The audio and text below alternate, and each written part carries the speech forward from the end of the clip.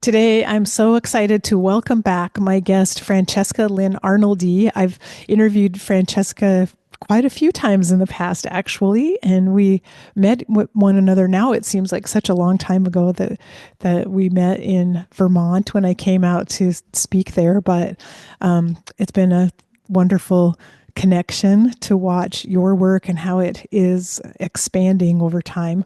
Francesca is a doula and a published researcher with the Vermont Conversation Lab, and she runs a program for death literacy educators, which we'll be talking about today.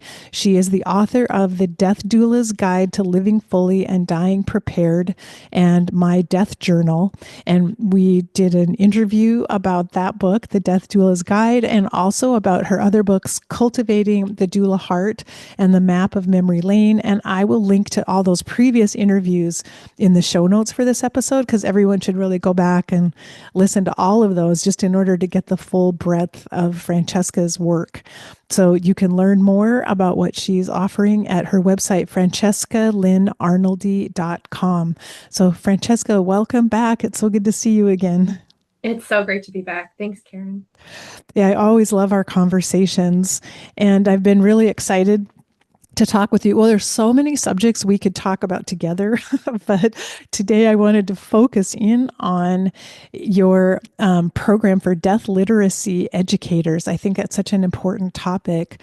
And maybe we could start by just talking about what do we mean when we say death literacy? What's the definition of that term? Absolutely. So, death literacy is having an awareness of the end of life. So, the physiological process of our mortal ending as human beings and endings in general, of course, and other beings as well. But really, it's about developing our understanding of what terminal illness includes and how to prepare ourselves for the end of life, what that process entails, and then death and dying itself. And it also means having an awareness of death care systems. So, what are the related care providers, organizations, and resources that we can turn to, and options that are available for people who are facing the end of life? And it seems to me when you talk about awareness of death, we're actually facing this situation in our society where many people in their own minds cannot acknowledge the fact that they will die one day. I encounter that all the time. I encounter people so shocked when, if I even told a friend, oh, I'm working on my end of life plans. I'm kind of working on my digital legacy for my end of life plans. She was completely in shock and almost traumatized that I would so openly mention that I'll die one day. And it always stuns me when I see that is really the baseline for a lot of people in our society. We can't admit that we're mortal and that we'll die one day. Absolutely. I hear that all the time as well. And I hear people saying things like, if I die or if so and so dies instead of when, because they're really trying to create that distance from the eventual reality instead of wrestling with it, exploring it, and at a safe pace and in a supported way, trying to wrap our heads around it and acknowledge the reality that we will someday die. And so, what do we do with that? How do we feel about that? What do we think about that? And how do we potentially plan for that so that it could be hopefully more aligned with who we are and what we would want, and maybe also lift some of the burdens that our care providers and our caregivers and our loved ones tend to face when nothing has been discussed and nothing has been put into place. And people go in having no frame of reference, having no awareness, having no understanding, and then they feel completely overwhelmed and as though it is a crisis situation. That's so true. And I even think on a day-to-day basis of the energy that it takes to block out an awareness of death around you every day, like how much of your mental power and your life force energy goes into walling that part of reality off and refusing to see it when it's everywhere around us. And we hear about death all the time and it's everywhere, but it takes a lot of energy to shut that out that we could actually be using to enjoy our lives and live our lives if we just allowed the awareness to come in. So it seems like death awareness and death literacy can make things better while we're living and not just at the end of life. Yeah, I mean, I think talking about living as well, if we look to birth, and as you know, I come from my background is in birth work, and I acted as a postpartum doula, a childbirth educator, and a labor and birth doula for a number of years before expanding my services to the end of life. And so I would teach people childbirth preparation classes. And that was the norm for a lot of people who had the interest and availability, financially or through insurance reimbursement, were able to attend these classes. It was sort of an expected part of the journey to prepare for parenthood and birth. So, what if we were to introduce something similar for end of life? And we could introduce the idea of death awareness education to improve our death literacy on an individual level, community level, societal level, so that people could be better prepared for the end of life, whether it's their own or somebody that they care about. Yeah, I think that's a beautiful concept. And it does seem to me in the past, we have lacked enough teachers for this kind of information. I mean, there haven't been enough people with that awareness to even do the teaching in their own community with their own families and neighbors. And we're at that point now of needing to spread the education enough that anyone could go out and be a teacher in a way and spread awareness and be able to talk about death. Absolutely. I mean, this is human work, and this is about a normal, natural, expected human experience. It can be a medical event or have medical support involved in it, but it's really not a medical experience. It's a human experience, as you know. So we are capable and equipped to be able to guide people through the process of it and in their own preparation for it, as people who can offer information, presentations, interactive workshops, and also as space holders so that we can create opportunities for communication and conversations, because that's generally where it needs to begin.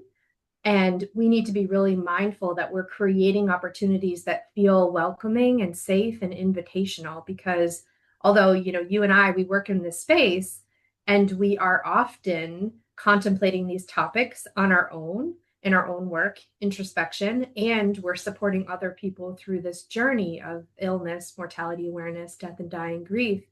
But most people have not really had the opportunity to speak openly and honestly and ask their questions. And whether they're assuming that maybe everybody does know this already, or I should know this for some reason, or it's rooted in fear that they haven't yet done that, they haven't yet entered a space where they can have a conversation. I find that as soon as I let people know what I do for work, they often have a story that's sitting just right there under the surface, just yearning for air, yearning to be told, yearning to be shared, yearning to be witnessed. So it's not as though people don't value this type of education as important or essential, even. It's that they haven't found the spaces yet. And when we, as death literacy educators, are promoting events and creating these spaces, creating these opportunities and invitations for this kind of discussion and exploration, I'm finding more and more there's a lot of interest, because people are like, you know what? I don't know enough about that. Or I've been carrying these stories inside of me silently for all these years, and I haven't had a chance to actually process what I've gone through and look to other people and say, like, am I alone in this or not? And so looking for that community, a lot of people are really seeking it. That's such a good point. I think it's really a pent up need in many Yes. people to be able to talk about it, and somewhat because it remains a taboo topic in a sense in our society. everyone would like to talk about it, but they aren't sure if anyone wants to listen. And that is an obstacle for people to overcome. So the more we create these inviting, safe spaces where it's okay to tell your story, the more we facilitate that. And we might find that people open up a lot more quickly than we even imagined they will. Hmm. Yeah, and I think in the same way that through birth education, often with increased access to information, it alleviates some of the fear that people are carrying in, some of the anxiety that people are carrying into that experience, because we've talked about the potential for possibilities ahead of time. They're better prepared. They feel a little more confident, and that will help carry them through. Even though whether it's birth or end of life, there will be things that come up that feel very unexpected or surprising. We we prepare people, we let people know, when we're doing our education work well, to expect the unexpected, but still they have a frame of reference. They know some of the signs, some of the symptoms, some of what's changing for people leading up, and also what they might be able to do and offer as a supportive presence during those times. It's hugely important. So, what can you do while you're visiting somebody who's ill? What can you do when you're at the bedside during vigil, perhaps? And what can you expect to see and observe? And then when can you reach out to people who could offer additional support, and how to do that? And what are the resources and options that are available? And then in addition to that, I've been running grief related workshops, which have been very popular, very well attended, so that people feel like they have more tools, they have more language, they have more fluency, they have more comfort, and they have more confidence to show up for people who are facing really hard times. Mm. And I love that idea of it's as simple really as gaining the tools and then practicing with the tools. And as you said, developing the language and the competency.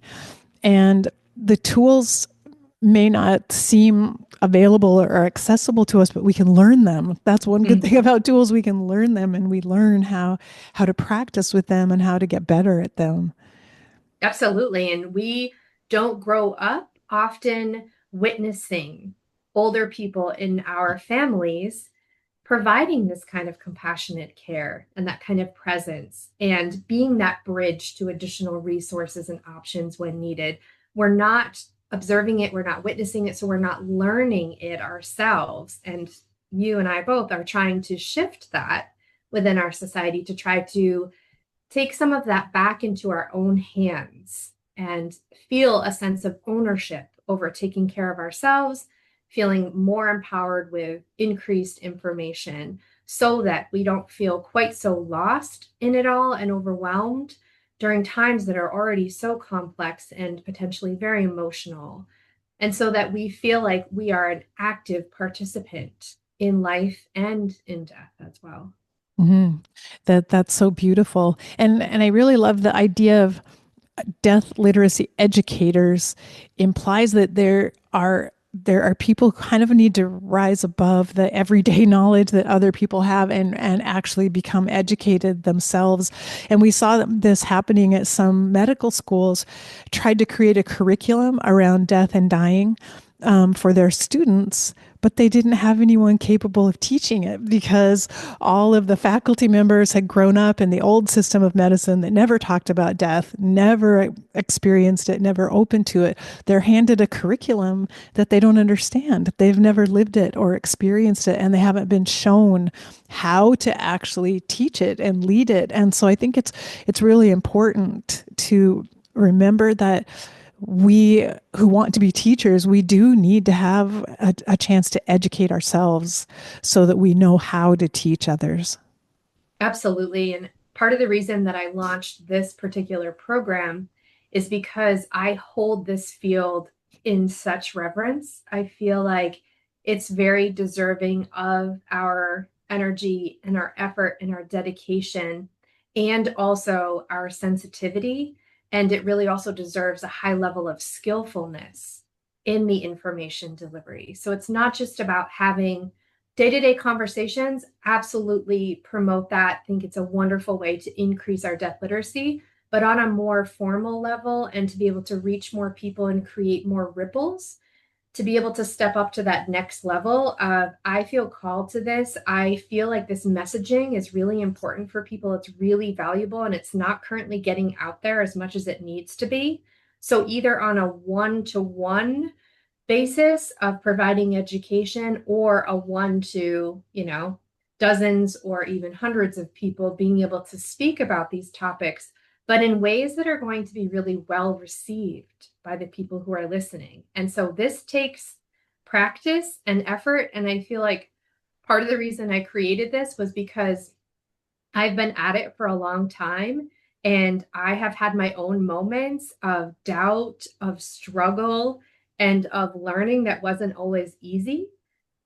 And everything that I've been able to integrate along the way and finesse and hone and improve, I wanted to be able to hand that over to other people who are maybe just beginning this journey, to help them avoid some of the struggle that came along in the beginning of my journey, and some of the ways that I've been able to really find success with this. Because this is, I have different components of my work, as you know, and I like variety, but this, being with a group of people who have gathered together to talk about a difficult topic, it lights me up. Mm. And it is so meaningful and so rewarding, and incredible to hear during the workshops that I hold what's coming up for people, and the questions and the concerns. And then also when people come up to me after and they share something that's maybe a little bit more private, it's eye-opening, it's heart-opening, and it feels like it's such a purpose in my life. And I know I'm not alone in that. And so I really want to gather together that community of like-minded people who are really focusing on this as a goal, improving death literacy at the individual level, at this community level, and then wider than that, because I can only reach so many people. I'm only one voice. And if we pull together more who feel like they have the knowledge base, which, we go into a lot of detail about that foundational knowledge in the course, doing this research, this study of death and dying, and everything that's part of that, all the components, socially, psychologically, emotionally, physically, spiritually, all the components that are involved. Because like birth, it really does call our wholeness into question and into service during those times. But also that we can have the tools, the techniques, the strategies, and the curricula that I've been developing that I'm able to share with people. So they don't have to start from scratch like I did. They have this Kickstarter available to them so that they can really get off the ground and bring these really meaningful events and opportunities to their local communities. Some people are working virtually. A lot of people are working in person. We go over, who to pitch to, where to hold these events, how to use phrasing that's going to feel inviting and invitational to people who read it, and then how to actually run a series or run a workshop or a different sort of event. Mm. It covers all of the bases, and so it sounds very practical in terms of the tools we were talking about. And I want one question just came up for me because I had someone tell me that she had been very interested in becoming a death doula, but she has never had anyone close to her die before, so she hasn't experienced grief and loss, and she wasn't sure if that meant she wouldn't be good at teaching. And I wondered what you would say to her. Yeah, your question is great. It's bringing up a lot of thoughts within me. I think that we can carry in our own experience of loss, and more than likely, this person has experienced loss, maybe just of a different form, a different type, and death itself hasn't visited her closely. But there's so much we can learn, and so many sources of death literacy that we can access. So things like books, whether that's a nonfiction sort of guidebook, or whether it's memoir. So hearing about other people's specific journeys through loss, through illness, really powerful learning. And recognizing that during the reading of a memoir, you're allowed into somebody's really personal moments in life and relationships, and knowing that that really informs you as a death literacy educator and advocate. But it also means that you can't jump to conclusions that that's everybody's experience because you've heard about one person's experience. But it really does help inform you and gives you information to pull from when you are presenting to people.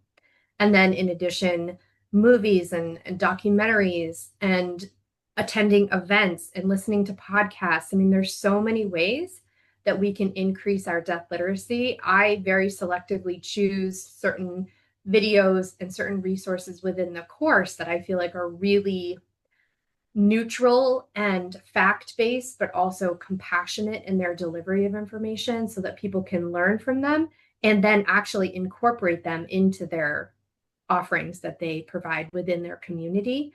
So I think, again, this is human work.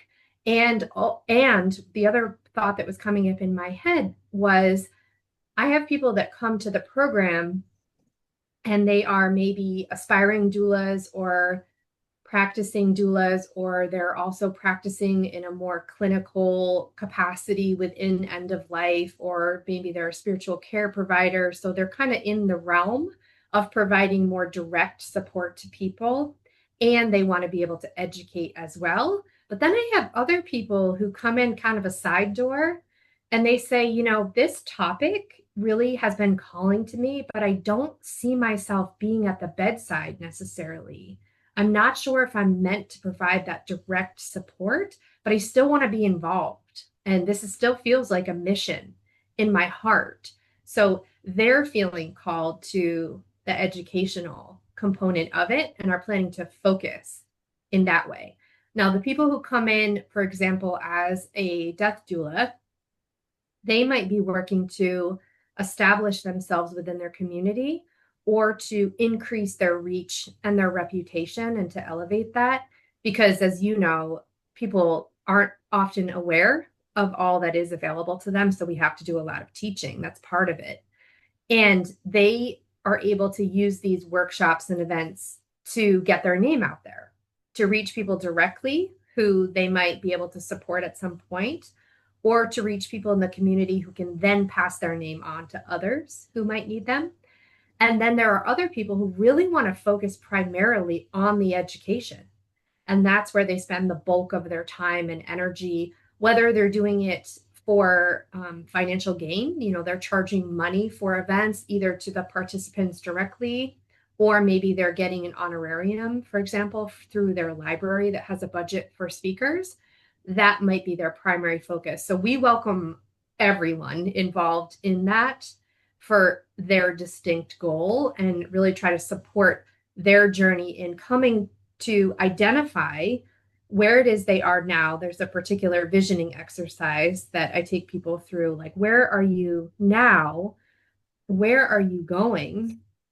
And then what are some strategies to get there? What do you need to uncover? What do you need to discover still in order to reach that point? And meeting with people one-on-one during their learning as well. Mm. I think that's all such a good point. And one thing that we emphasize about this whole idea of death awareness is that everyone needs to become death aware, whether you have experienced a personal loss yet or not, because your the way that you navigate that loss may be benefited by having better death awareness before that happens.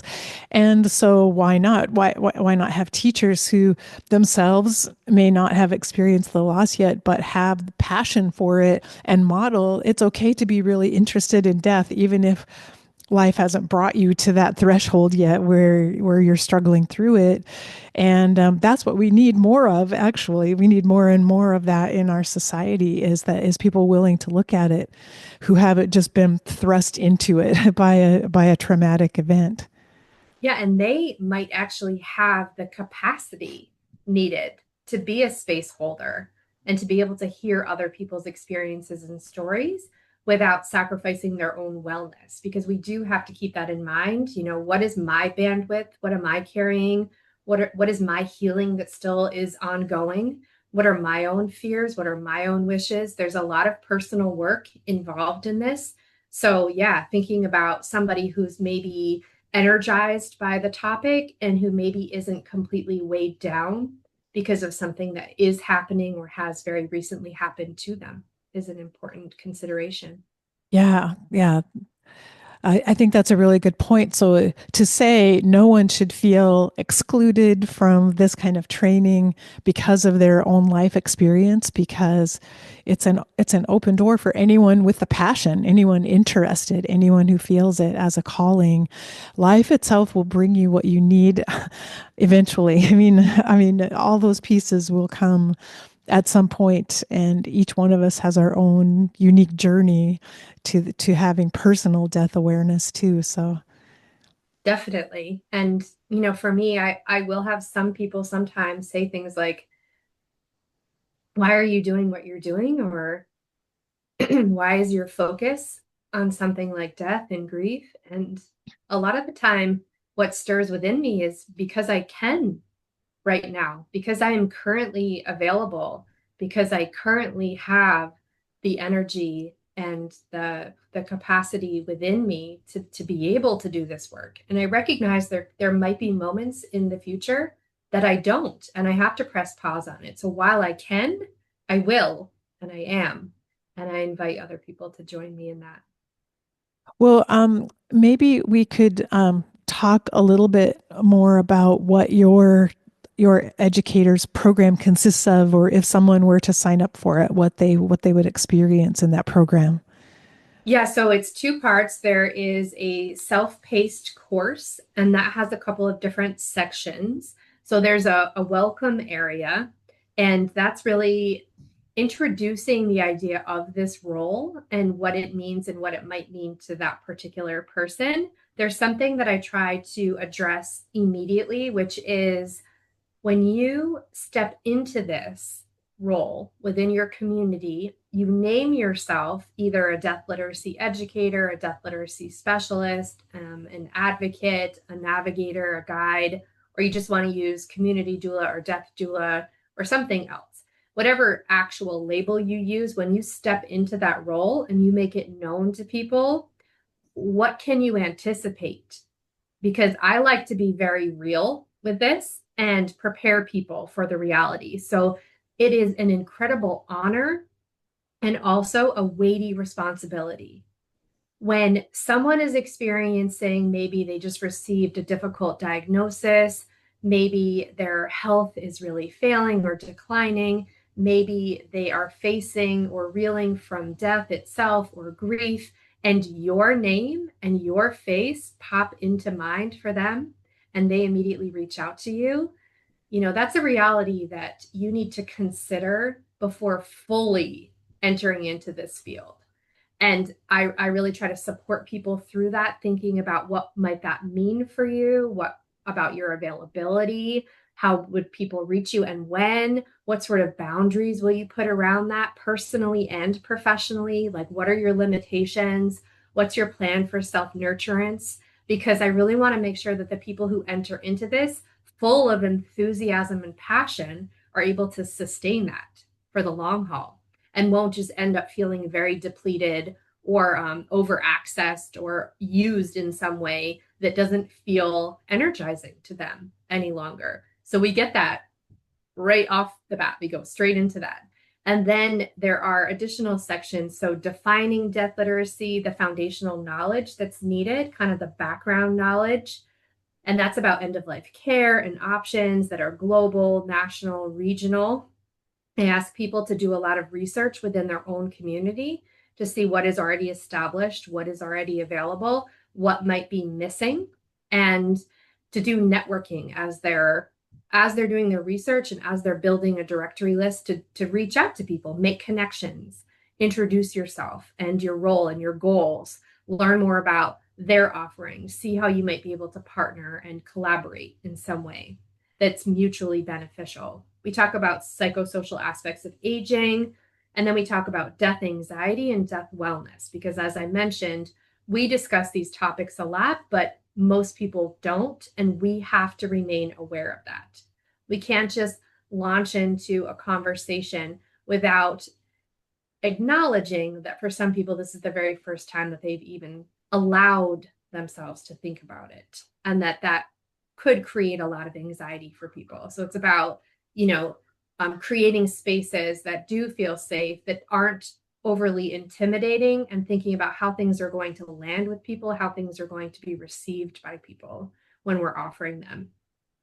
And then the next section is about developing your own death literacy. So really learning yourself, the end of life and the process, and then how to explain that to other people with sensitivity and with humility.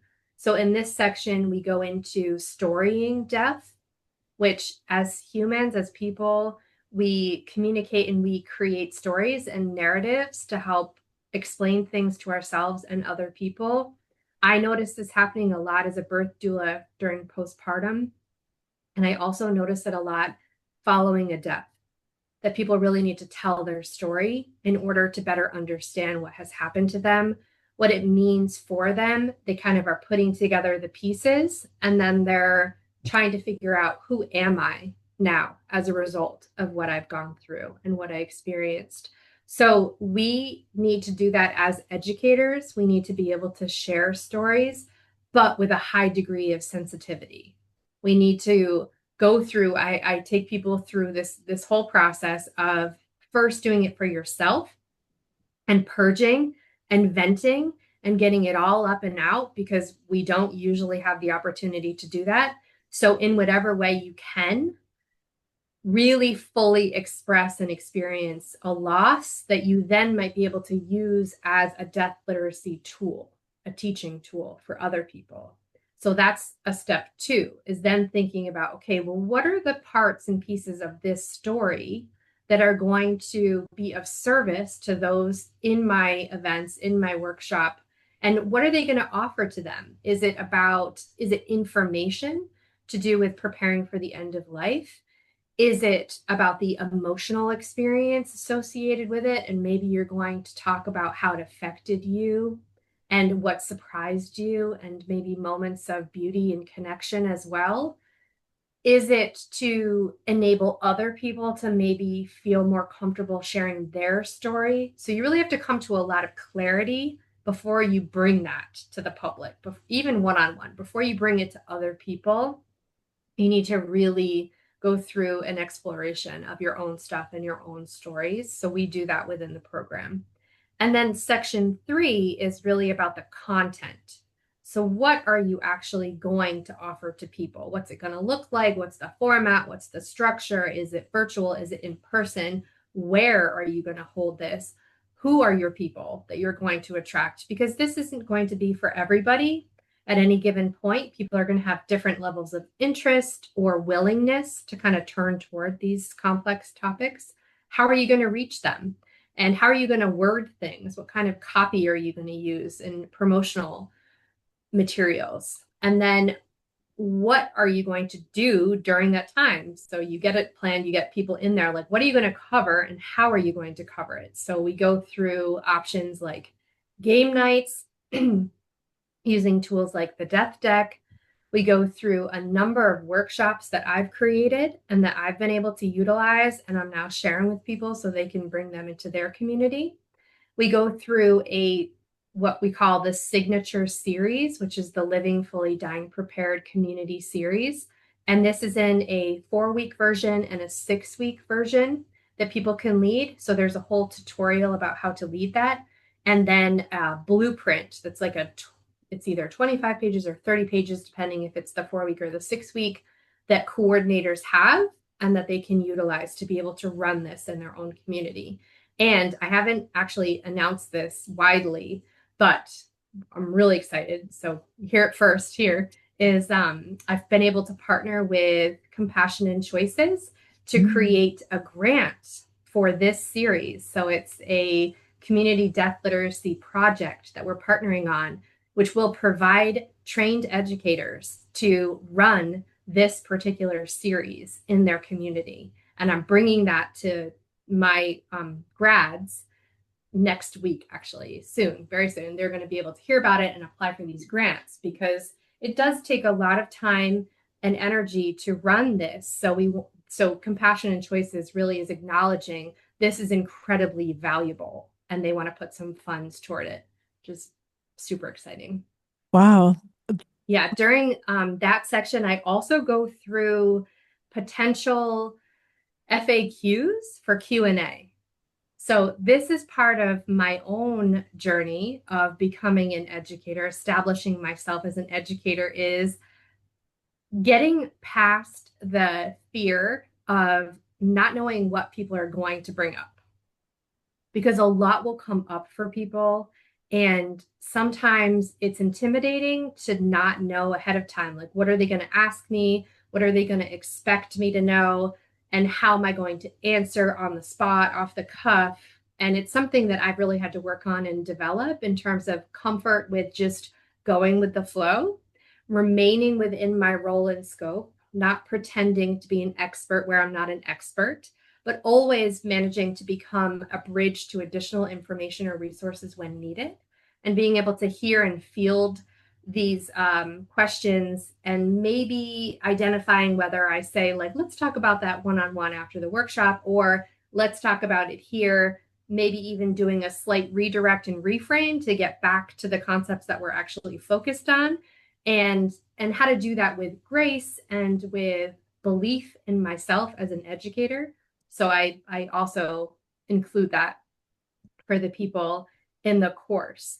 And then on an ongoing basis, the graduates are able to attend monthly webinars that are live, and we go into particular topics. So sometimes we have a guest who has been running certain events in their community. Sometimes we go through, like I did a tutorial on Canva. How do you create your own images and graphics for your work to help spread the word? We read a book together once, and we're doing the big unveiling of that grant that I mentioned. And then other times we have open meetings where we're just ready to talk. We're just checking in. We're like, how are things going for you? What are you coming up against? What are your struggles? What are your successes? Because we're really in it together as a community.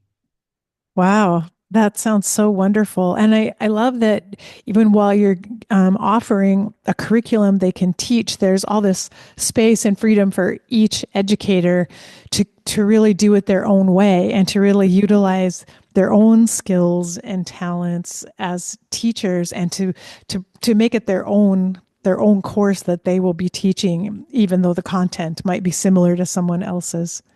Yeah, for sure. Yeah. Modify, customize, personalize, because we really do want our own gifts and strengths to come through and to shine.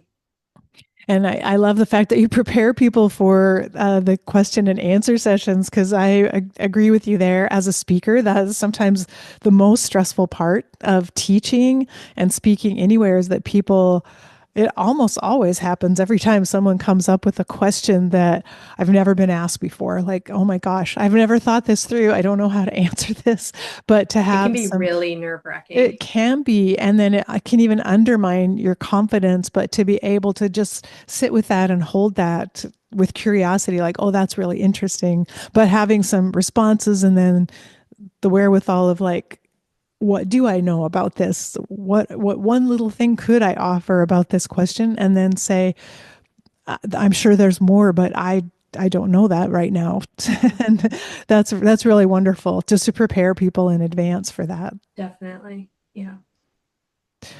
Well, this sounds amazing, and I'm curious about like how often are you teaching it? Like, are there cohorts that go through at certain times during the year, or No, it's open for anyone. I initially ran it with cohorts, but it was difficult because with adult schedules and calendars, it was hard for everybody to be available during live sessions and to be able to move through the material at the same pace.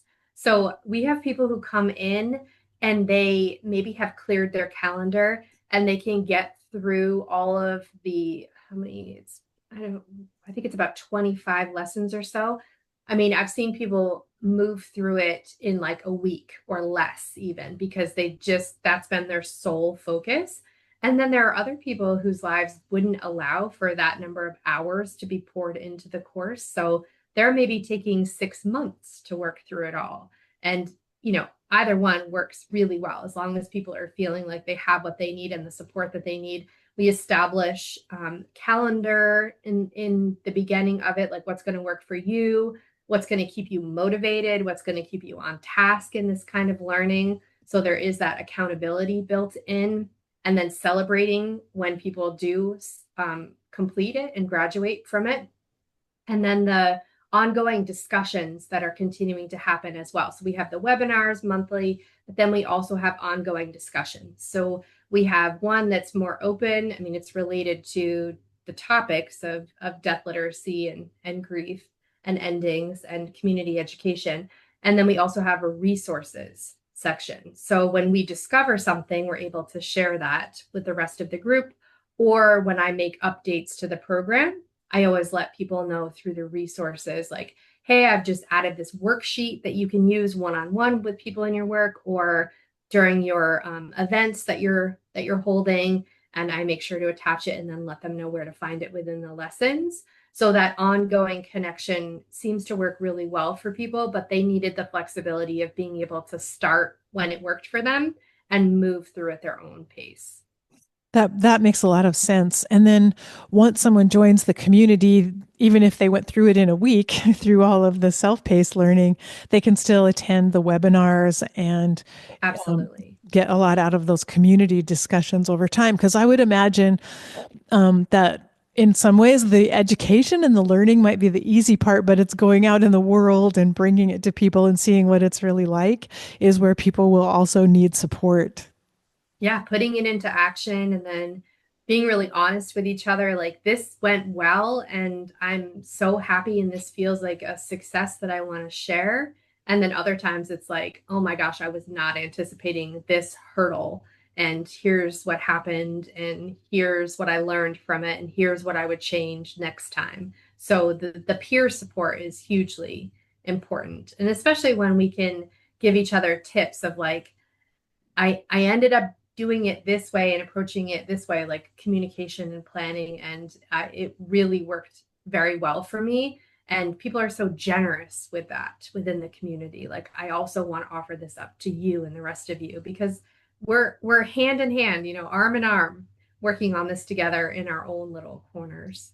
Yeah, that's just such a great offering because one of the things I learned the hard way in speaking or teaching is to always ask who's the audience that will be there because it makes all the difference who you're speaking to. And granted, if you go out and put up your own flyers and you're attracting people, like you'll attract people who've seen your message. But if you've been invited to be a speaker for a group of people that you didn't convene yourself and call Mhm. together, it's so important to know who that audience is because it tells you everything about the tone you need to come across with the words you use, what stories you tell and how you present it, the comfort level that's likely to be there with the audience you have.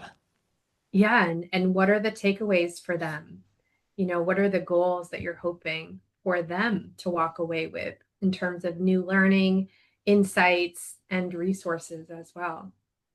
And I wonder if it sounds like that's probably an important part of learning this too about being an educator is our expectations of the outcome and in some ways learning how to let go of that. That sometimes all we do is plant a seed with someone we've spoken to because they may not be able to utilize the information. It might feel overwhelming to them and they might take it with them and it will come up at a later time. So we have to learn how to live with that. Sometimes it feels like a disappointment, like, wow, like certain people didn't seem moved or didn't seem Mhm. to really be changed by what was spoken. But I don't know if you've I mean, experienced there's that as so well. many dynamics. It's so true Yeah. what comes up for people. Sometimes people can come across as closed, like walled off, or even defensive, or they're questioning things and recognizing that maybe that's because they're not ready to open themselves up to this and really look at it. Maybe they're putting up, this is like their protective shield that they're attempting to utilize in that moment, and not taking that personally. As an educator, there's this balancing act of, I always encourage people to get feedback after, like an evaluation form. And I am a huge fan of iterating and really thinking about how well am I meeting people's needs, like asking them, what were you expecting coming in? Were those expectations met? What did you get out of our time together?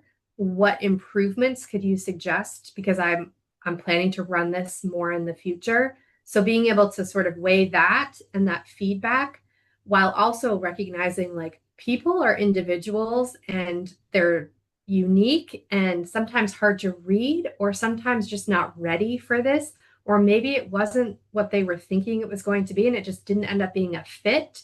So that doesn't necessarily mean you need to like bail on it, and you need to be able to hold both and also really lean into when people come up with their stories, with their feedback, with how they were moved, with what they gained from the event that you just held, to really hang on to that as fuel for continuing onward, because there's such an impact we really can make. But like you mentioned, sometimes it's not immediate in the moment. Sometimes it's that they just need to sort of like let it simmer or put it on the back burner even, and then they'll circle back to it. Much Yeah. like parenting. I feel like that Yeah. happens with parenting a lot too. So true. Sometimes the gratification is hard to find. You have to wait a while before you see. Exactly. And then you might hear about it from somebody else, that heard them referencing something that was like what you had told them that you've never heard out of their mouth, but it's there. It's in there. So true. Well, I know before we started recording, you mentioned that you're also teaching workshops on listening, and I think that it seems like that's a big component, even when you're teaching, to be able to listen to what people are saying in the audience. And if you would just share a little bit about what you're teaching around listening, I'd love to hear that as well. Yeah, thanks. It's something that is definitely lighting me up right now. And it's inspired by research that I've been doing at the Vermont Conversation Lab. And during the pandemic, we had a story listening project related to grief specifically. And so that really inspired me to think more about grief and more about listening and this particular approach that we were honing as story listening doulas. Like, what were the specific characteristics of that? How is it not clinical in nature? And how is it non directive, yet still promotes this sense of resourcefulness inside of the speaker and around the speaker for them to be able to tune into that and tap into that, to find their voice, to find their truth, to find their story during times of maybe overwhelm or chaos? Because in general in life, when we're talking, we're chit chatting and it's sort of a back and forth, and the spotlight tends to go from person to person. And we often try to relate to one another by kind of comparing or contrasting or bringing up similar experiences, which works in general, but this is different. This is allowing for a much deeper discovery into a story and into an experience that somebody has had, by keeping the spotlight really on them and not turning it toward ourselves, and instead being able to utilize silence and being able to ask deepening questions in an opt-in form. So it's very invitational, so it's not forceful at all. It's paying close attention, and it's really believing in the person who's speaking to be able to find their own meaning, potentially their own insights and their own way through this journey of sharing. It's fascinating, and I find it incredibly fulfilling to be a part of it. We're launching new projects at the Vermont Conversation Lab, but what I found is I've been able to bring this workshop, a full day workshop that I'm calling a connectional listening workshop, in a number of places to clinicians and non-clinicians, students, and practicing providers. And they really love this distillation of attentive, receptive listening, being able to do lots of practice sessions. So there are demonstrations, it's backed in, research theory, and then they're able to put it to use and work with it themselves within the workshop, and then think about how can I implement this in my personal life and in my career as well. So planning to bring that to more locations in the near future. That's so important. And it's just a skill that also is not taught very well in in training, in medical training to healthcare providers. As I mean, it's, I think there's an attempt to talk about listening, but I think oftentimes it's listening with the purpose of giving advice and telling someone what to do instead of just listening to allow the other person to tell the story. Yeah. And maybe they come to their own realizations. Maybe they come to the questions that really need to be asked. So there's so much value there for people who maybe do have a task list, a checklist. I have to be able to deliver this information and gather this information, but they still want to humanize the communication with a patient. Yeah. So I mentioned to you, I'd love to be able to take this course, but it sounds like it's an in-person course. And if, in case anyone lives near you or could travel to take the course, I don't know if you want to share any information about it. Yeah, I mean, really, the model will be finding locations and setting up, ideally, with a host that I'm connected with that can help me organize it and bringing it to places like medical schools, nursing departments, hospitals, hospice organizations, especially. Okay. Okay. So that's really good to know. We talked about that, about plant a seed in my brain to arrange something like that. So yeah, I think it's such important information that could make big changes right away for people to have better listening skills. Absolutely. Yeah, it's So essential. so Francesca, if someone wants to learn more about the Death Literacy Educator course, where do they go to find out about it? I think just coming to my website is the best way. And then you can find out about all my offerings and workshops and books and things. But right on my web page, the front main homepage, it's there. And that's either contemplativedoula.com or my name, francescalynnarnoldy.com. And I would Okay. love to welcome more people into this community. And I will leave links to those sites on your website so that anyone interested can go take a look. But I'm just so excited about what you're doing. And I've been saying this now for a couple of years that I think education, it's foundational. And every one of us who says, I want to change the way we handle the end of life, in here in our society, we all have to focus on education because it starts there, and we won't be able to make changes or make inroads if we don't start by educating people. So what you're doing is so valuable, and I'm just thrilled to learn about it and also spread the word. So I hope a lot of people will sign up for your course. Absolutely. Thank you. I feel so fortunate that we're in this together. And within the program, I link directly to your podcast, of course, which is a beautiful form of death literacy and has really opened up so many minds in countless ways. Well, thank you. It's my privilege and to get to speak to people like you who are doing amazing work, and it all fits together. We all have our role to play, whatever it is in the whole picture. But so well, I'm excited for everything that you're doing, and I want to try to host you to do a listening workshop. So maybe that will happen in the near Sounds good. I'm future. in. Thanks, Karen. All right. Thank you, Francesca. Take care.